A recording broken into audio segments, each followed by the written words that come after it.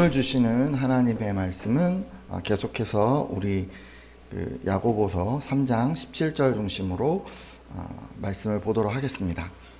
화평하기 위해서는 긍휼히 여겨야 한다는 말씀인데요. 오늘은 이제 그 긍휼에 대한 말씀 드리려고 합니다.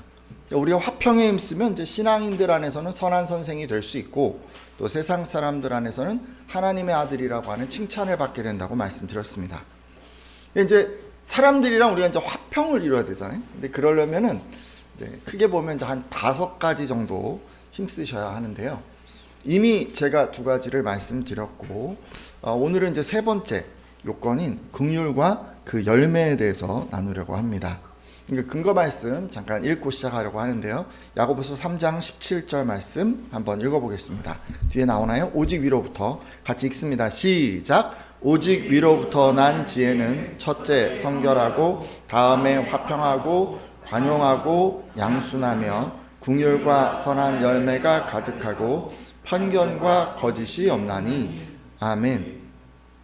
자, 여러분, 선한 선생은 위로부터 온 그런 지혜, 그 지혜를 가진 사람입니다. 그래서 그는 성결할 뿐 아니라 화평과 관용과 양순과 긍휼과 선한 열매가 있고, 그리고 편견과 거짓은 없다고 했습니다. 자, 이 가운데 오늘 그 긍휼과 선한 열매를 보아주십시오. 이게 2가지처럼 보이지만 사실은 한 가지입니다. 긍휼 때문에 이 선한 열매가 맺혀지기 때문이죠. 근데 이제 해석상의 문제가 좀 있을 수 있는데요. 한글 성경에서 이것을 그 선한 열매다 이렇게 이제 번역을 했잖아요. 그러다 보니까 성도분들이 이제 이거를 1대1의 관계라고 생각하시는 것 같아요. 그러니까 긍휼 하면 뭐가 생각납니까? 구제, 그죠? 그래서 긍휼과 구제 이렇게 딱 생각을 하고 그 이상 생각을 안 하시는 경향이 있는데, 하지만 여러분 헬라어 원어나요, NASB 성경이나 킹제임스 버전 성경을 보면 여기에 그 열매를 그냥 열매 이렇게 한 게 아니라 열매들로 복수로 이렇게 표현을 했습니다. 그러니까 원래는 긍휼과 선한 열매들이라고 해야지 좀 더 이게 정확한 번역이란 말씀이죠. 그러니까 긍휼에는 한 개의 열매만 열리는 게 아니고요, 여러 개의 열매가 열린다는 것입니다. 그러니까 우리가 생각하는 긍휼과 구제 외에도 다른 열매들이 또 맺힐 수 있다는 얘기죠.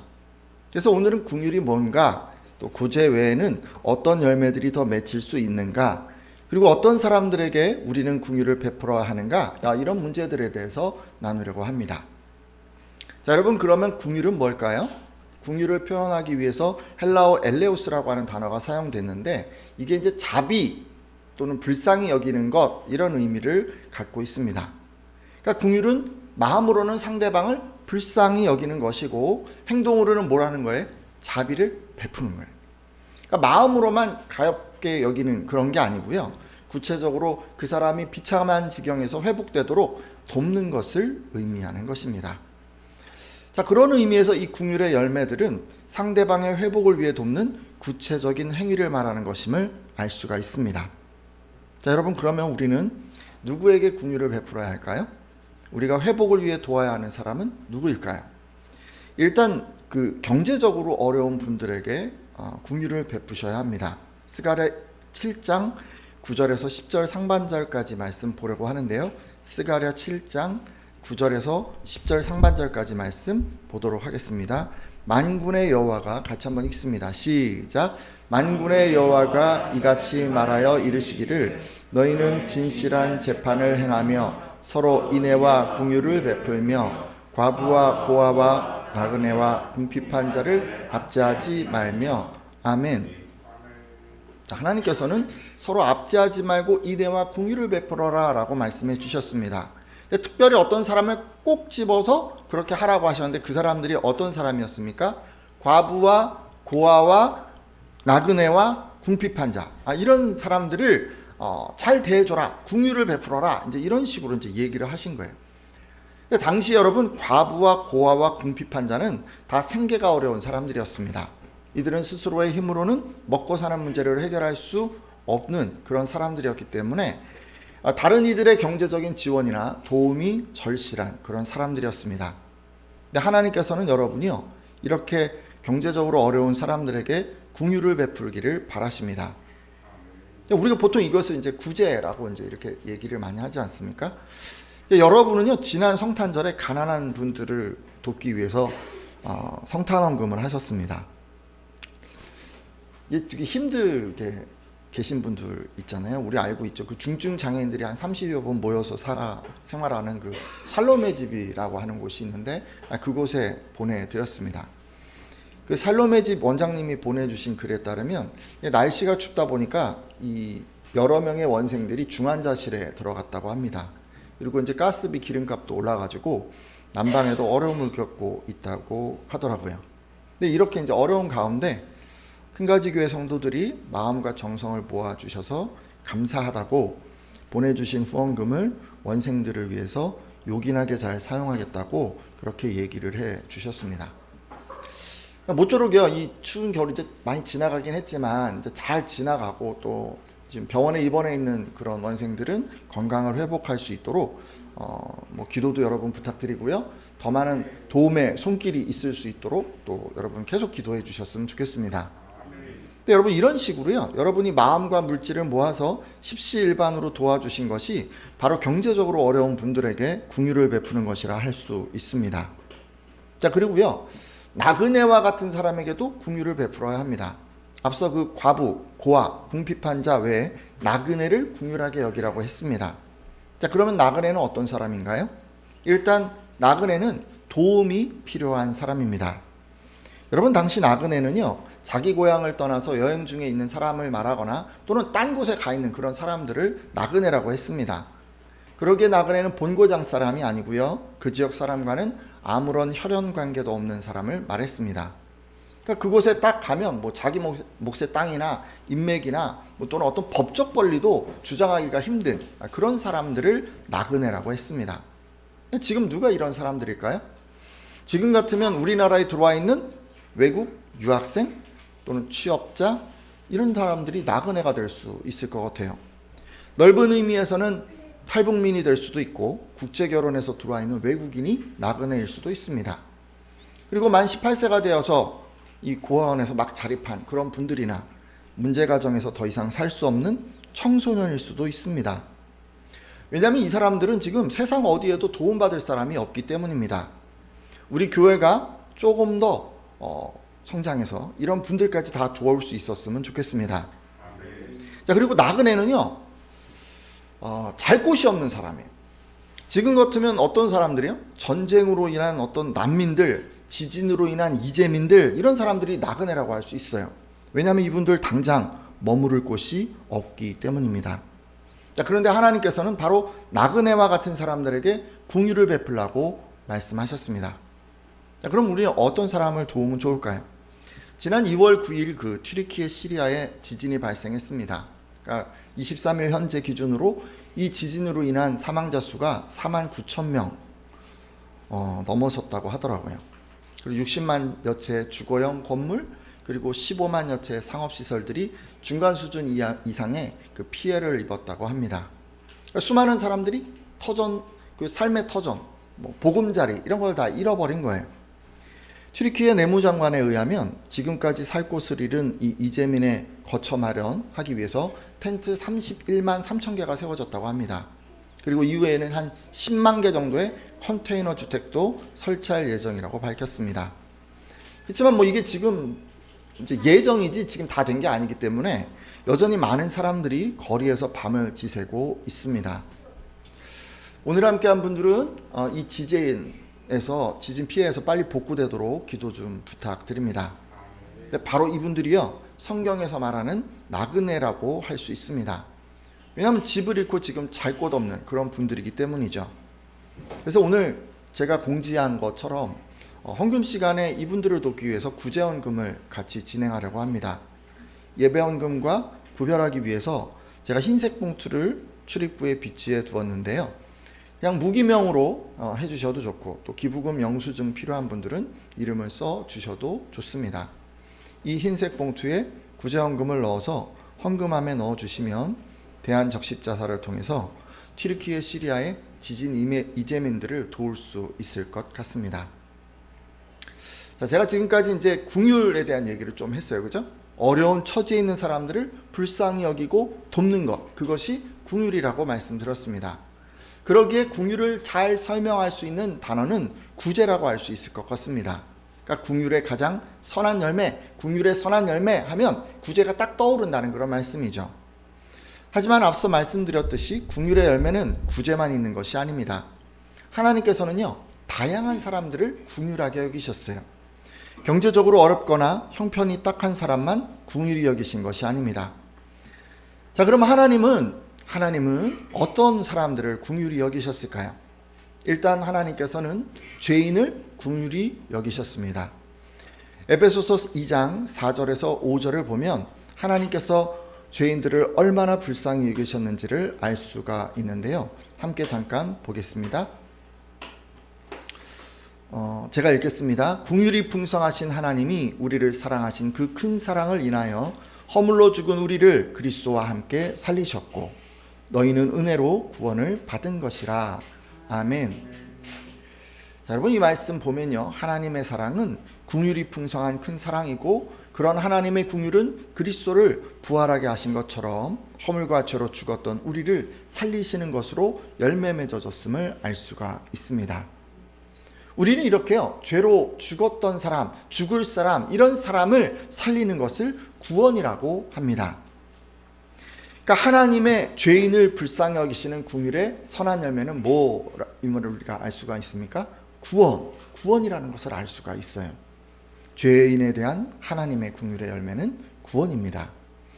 따라서 오늘 함께한 분들도 하나님처럼 하나님이 저와 여러분을 궁율히 여기신 것처럼 죄인을 궁율히 여기는 분들이 되시기를 부탁드립니다.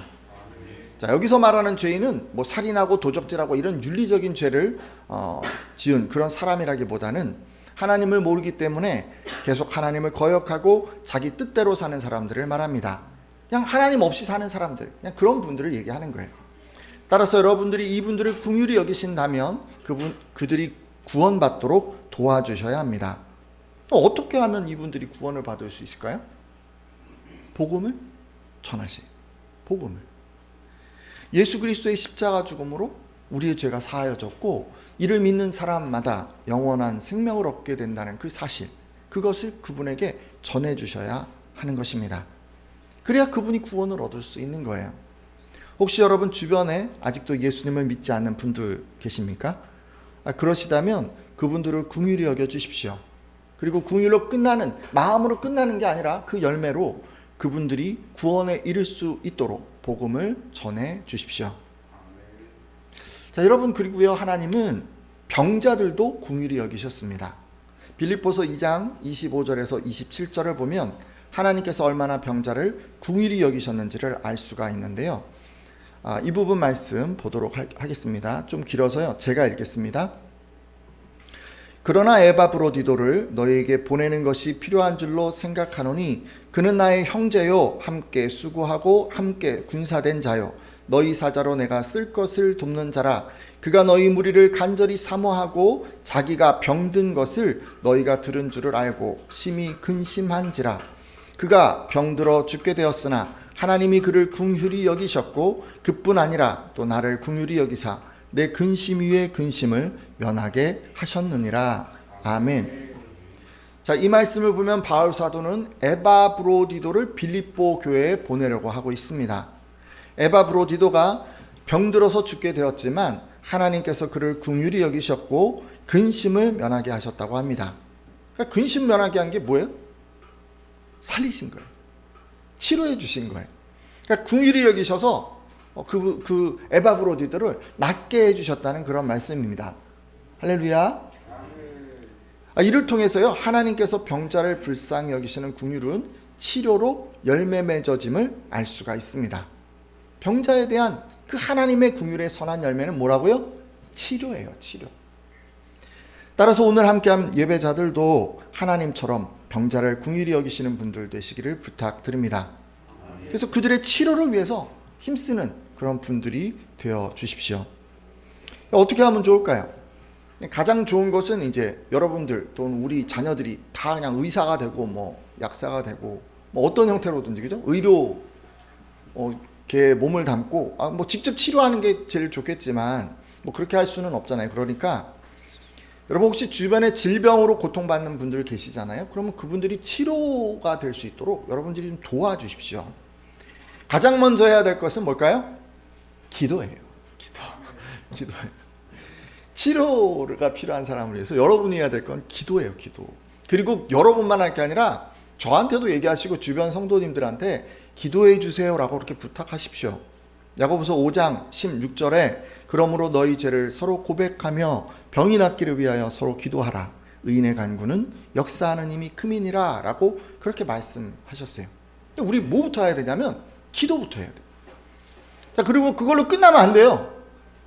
여러분 필요를 위해서 여러분들이 노력해 주시고 도와주셔야 돼요. 간병을 도울 수 있으면 좀 도와주면 좋고요. 치료비를 보태도 좋고 이동에 필요한 운송수단을 제공하셔도 좋고 외래 진료하면 같이 동행해 주셔도 좋아요. 어떤 것이든 치료에 필요한 것이면 여러분 힘써서 제공해 주십시오. 여러분이 이렇게 치료를 위해 애쓰는 것이 바로 병자를 긍휼히 여기는 것입니다. 그리고 여러분 마음이 좀 힘든 사람도 있어요. 그죠? 마음의 병이 있는 사람도 있어요. 마음이 너무 힘든 사람도 있어요. 그런 사람들은 어떻게 하면 좋겠어요? 기도만 할까요? 아니요. 옆에 가서 손을 딱 잡고 위로도 하고 격려도 하고 여러분 그렇게 해주세요. 얘기를 들어주세요. 마음을 같이 해서 그렇게 위로해 주세요. 그게 뭐예요? 그 병자를 치료하는 거고 그 병자를 긍휼히 여기는 거예요. 지금까지 긍휼의 대상이 가난한 사람일 때는 구제가 선한 열매이지만 긍휼의 대상이 죄인일 때는 복음을 전하는 것이 선한 열매이고 긍휼의 대상이 병자일 때는 치료에 힘쓰는 것이 선한 열매라는 것을 알게 되었습니다. 자, 오늘 함께한 예배자들은요, 그냥 구제만 하는 게 아니고요, 대상에 따라서 꼭 맞는 이런 선한 열매를 꼭 맺으시기를 부탁드립니다. 자, 이제 끝으로요, 이것도 좀 생각해 보려고 해요. 긍휼을 베풀지 않아야 하는 대상은 누구일까요? 아니, 제가 이렇게 얘기하면 여러분들이 아니 긍휼을 베풀지 말라고요, 목사님? 아니 어떻게 그렇게 해야 합니까? 우리가 그렇게 해야 할 대상도 있습니까? 라고 물으실 수 있는데 네, 여러분 있어요. 일반적으로 성도님들은 모든 사람들에게 긍휼을 베풀어야 한다고 생각합니다. 그래서 자신이 그렇게 못할 때 막 자책을 하시기도 하는 것 같아요. 하지만 성경은 몇몇 대상에 대해서 긍휼을 베풀지 말라고 합니다. 우리 마음이 긍휼을 베풀고 싶어도 좀 이렇게 참으라는 그런 얘기예요. 어떤 사람들이 긍휼하게 여기지 않아야 하는 대상인지 또 왜 그래야 하는지를 좀 잠시 살펴보도록 하겠습니다. 자, 첫째, 여러분, 하나님께서는 우상을 섬기는 사람을 긍휼히 여기지 말라고 하셨습니다. 신명기 7장 16절인데요. 여러분 같이 한번 읽어주시겠어요? 신명기 7장 16절입니다. 내 하나님 여호와께서, 읽겠습니다. 시작. 내 하나님 여호와께서 내게 넘겨주신 모든 민족을 내 눈이 긍휼히 여기지 말고 진멸하며 그들의 신을 섬기지 말라. 그것이 내게 올무가 되리라. 아멘. 자, 지금 이게 이제 신명기 말씀이니까요, 가나안 땅에 딱 들어가려는 그 이스라엘 사람들을 향해서 하신 그런 말씀입니다. 하나님이 넘겨준 모든 민족, 그러니까 가나안 땅에 들어가면 이 이스라엘 사람들하고 전쟁을 할 그런 사람들을 긍휼히 여기지 말라고 합니다. 그리고 그들이 섬기는 신 섬기지 말고 그들을 진멸하라, 완전히 다 몰아내고 다 죽여라, 막 이런 식으로 지금 얘기를 하고 있습니다. 근데 왜 만일 그렇게 하지 않으면 어떻게 된다고 합니까? 그들의 우상이 이 이스라엘 사람들의 올무, 올가미, 함정 이런 게 된다고 지금 그렇게 얘기를 하고 있어요. 그러니까 하나님께서 진멸하라, 그들을 다 멸하라 라고 하신 이유는 뭐예요? 그들이 섬기는 우상 때문이에요. 우상 때문에 그들을 다 진멸하라 이렇게 얘기를 하신 거예요. 우상에 접어 우상을 섬기게 될까봐 우상 숭배하는 사람들을 긍휼히 여기지 말라고 하신 것입니다. 따라서 여러분, 우리도 다른 신을 섬기는 사람, 우상을 섬기는 사람, 하나님 위에 다른 것에 그 마음에 담고 있는 그런 사람들을 긍휼히 여기시면 안 됩니다. 긍휼히 여기면 어떻게 됩니까? 알게 모르게 여러분, 우리가 그 사람들이 가지고 있는 그 신을 우리가 같이 섬기게 돼요. 그들을 찬양하고 거기에 막 가고 이런 거 아니에요. 그런 거 아니에요. 지금 그 얘기를 하는 게 아니에요.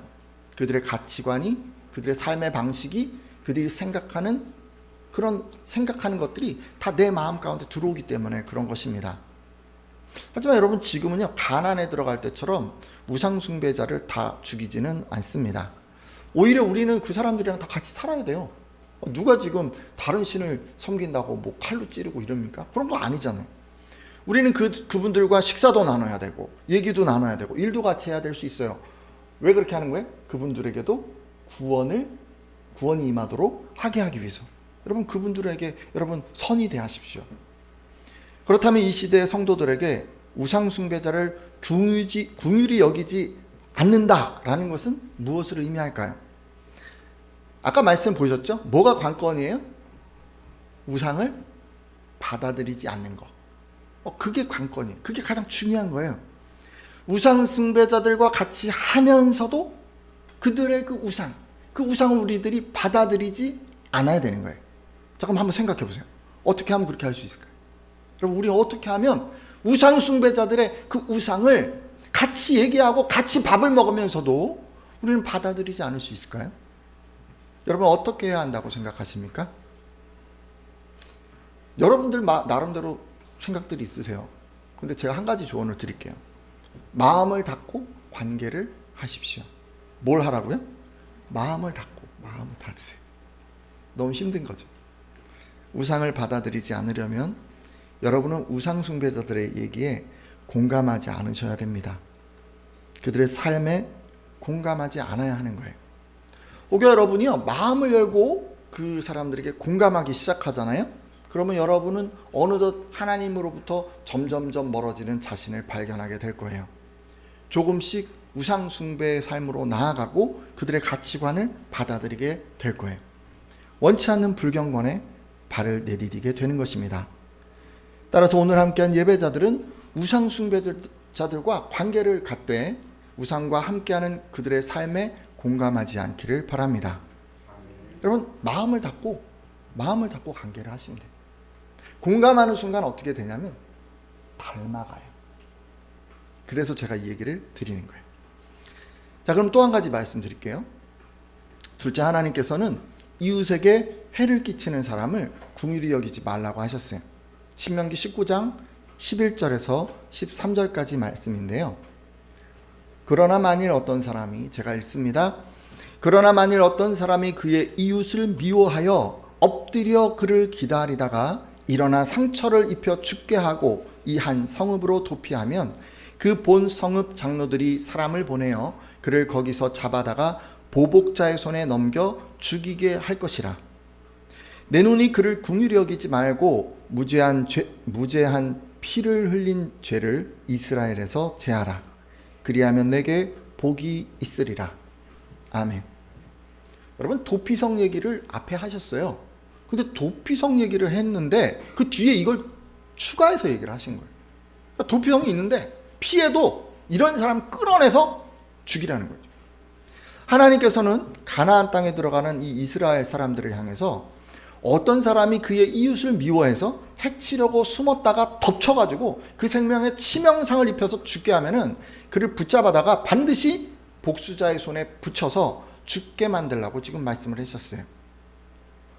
그리고 죄 없는 사람이 죽임을 당하는 이런 억울한 일이 없어야만 복을 받을 것이라고 하시면서 고의로 살해한 사람에게는 긍휼을 베풀지 말라라고 하셨습니다.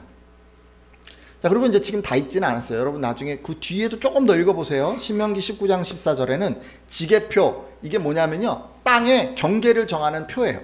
근데 몰래 이 지게표를 그 사람 쪽으로 조금 더 옮기면 어떻게 돼요? 내 땅이 넓어지겠죠. 그러니까 밤에 몰래 가서 지게표를 막 옮겨놓는 거예요. 이렇게. 그러니까 내 땅을 점점 넓히는 거죠. 거짓으로 뭐라는 거예요? 남의 것을 취하는 거예요. 이어지는 16절에는 거짓 증언을 해서 이웃에게 해를 입히는 그런 경우를 또 들었어요. 이런 경우에도 긍휼을 베풀지 말라고 하셨어요. 다 뭐예요 이게 지금? 정리해보면 어떤 것이든 이웃에게 해를 끼치는 사람, 자기 일을 위해서, 자기 이익을 위해서 그냥 이렇게 하는 사람, 그런 사람을 긍휼히 여기지 말라고 하셨어요. 이 긍휼히 여기지 말라는 얘기는 반드시 그에 응당한 죄가를 치르게 하라는 그런 의미예요. 아니 그러면 왜 이런 사람들을 긍휼히 여기지 말아야 합니까? 하나님은 사랑이 많으신 분인데 아니 용서는 안 하시고 왜 이렇게 막 징계하라고 뭐 이런 식으로 얘기를 할까요? 우리는 이렇게 하라고 하신 하나님의 말씀을 아까 제가 읽은 말씀 중에 무죄한 피를 흘린 죄를 이스라엘에서 제하라 그리하면 내게 복이 있으리라 라는 그런 말씀에서 찾을 수가 있습니다. 하나님께서는요 이 이스라엘 사람들이 더 이상 죄를 짓지 않고 거룩하게 살아서 의롭게 살아서 그들이 복을 누리게 하기 위해서 그 죄가 나오면 그것을 벌하라고 하신 거예요. 그러니까 처벌이 목적이 아니에요, 여러분. 경계와 교정이 목적인 거예요. 자, 생각해 볼까요? 만일 우리가요 이런 사람을 긍휼히 여기면 그래서 처벌하지 않거나 하더라도 솜방망이 처벌을 하면 이런 죄들이 사라지지 않을 거예요. 그리고 이런 죄들이 그 공동체에 자리 잡게 될 거예요. 그러면 어떻게 될까요? 그 죄로 인해서 개인과 공동체가 불행해질 것입니다. 개인은 심판에 이를 것이고 공동체는 그로 인해 고통을 겪게 되겠죠. 무엇으로? 이 죄 때문에요. 이 공동체가, 이 개인이 하나님이 주시는 그 복을 누릴 수가 없습니다. 따라서 여러분, 이웃에게 해를 끼치는 죄인을 긍휼히 여기지 말라. 그에 응당한 벌을 줘라. 그래서 더 이상 그것을 하지 못하도록 만들어라 라고 지금 하나님께서 얘기를 해주신 거예요. 따라서 여러분, 우리도요 이웃에게 해를 끼치는 사람을 긍휼히 여기시면 안 됩니다. 여러분, 긍휼히 여기는 순간 그 사람이 계속 죄에 머무르게 되고 여러분과 공동체에 하나님의 복이 임하지 않기 때문입니다. 우리는 어떨 때 이런 걸 좀 실천을 해야 될까요? 여러분, 길에서 가다가도 이런 일을 보시면 그러면 긍휼히 여기지 말고 신고를 하십시오. 이웃에게 해를 끼치는 장면을 보시면 여러분 좀 적극적으로 그렇게 한번 대처를 한번 해보세요. 가능하다면 그 사람들이 처벌을 받도록 뭐 그렇게 할 수도 있을 것 같아요. 지난 2월 14일에 오후 4시 20분쯤 신길역 환승통로에서 한 여성이 마주편에서 마주오던 그 미얀마 출신의 그 유학생의 얼굴을 아무 이유도 없이 가격을 했어요. 그리고 뭐 아무 이유도 없었다는 다시 이제 도망을 했죠. 왜 했는지 몰라요. 재미로 했는지 화가 나서 했는지. 근데 그냥 외국인의 얼굴을 그냥 때린 거예요. 근데 이걸 목격한 10대 청소년 3명이 이 가해자를 쫓아갔습니다. 600m가량을 뛰어가서 지하철을 타고 달아나려고 하던 이 여성을 붙잡았습니다. 올해 중학교를 졸업한 청소년 3명은 스크린도어 앞을 가로막고 이 여자를 붙잡아서 경찰에게 넘겼어요. 이웃에게 해를 끼친 가해자가 처벌받도록 적극적으로 조치를 한 거예요. 제가 알고 있기로 이 청소년 중에 한 명이 인천, 기분이 좋았습니다. 그래서 여러분도 이런 식으로 해주세요. 여러분도 중학생도 이렇게 하잖아요. 이 사회에 억울한 일을 당한 사람들이 생겨나지 않고요. 무엇보다 이렇게 이웃에게 해를 입힌 사람은 반드시 처벌받도록 그렇게 힘써 주십시오. 처벌 자체가 중요한 게 아니고요. 이 처벌을 통해서 이 사람도 이 사회도 더 이상 이 죄 가운데 들어가지 않게 하려는 게 목적이에요. 여러분, 목적을 정확하게 아셔야 돼요. 그리고 가정에서도 여러분 이것들을 잘 실천해 주세요. 혹시 여러분의 자녀가 이웃에게 해를 끼치면 반드시 상응하는 벌을 주셔야 합니다. 그러니까 여러분의 자녀들 다 어리죠. 저희도 뭐 항상 그러는 것 같아요. 철이 없고 뭐 판단 능력이 부족하잖아요. 아이들이 좀 그러다 보니 이게 무의식 중에 이렇게 이웃에게 해를 끼치는 행동을 할 수가 있어요. 근데 그럴 때 여러분 긍휼히 여기시면 안 돼요. 긍휼히 여기시면 안 돼요. 이웃에게 해를 끼치잖아요. 그런 경우에는 가볍게 여기시지 마세요. 성경에는 그렇게 얘기했어요. 눈에는 눈으로, 이에는 이로 라는 그 보복법에 입각해서 가르치라고 했어요. 근데 뭐 우리 그렇게까지 할 수 있을지 잘 모르겠는데, 근데 중요한 건 뭐예요? 필요한 벌을 주셔야 하고 상대에게 사과하고 보상을 할 수 있도록. 여러분, 이게 굉장히 중요해요. 이걸 가르쳐 주셔야 돼요. 아이들에게도.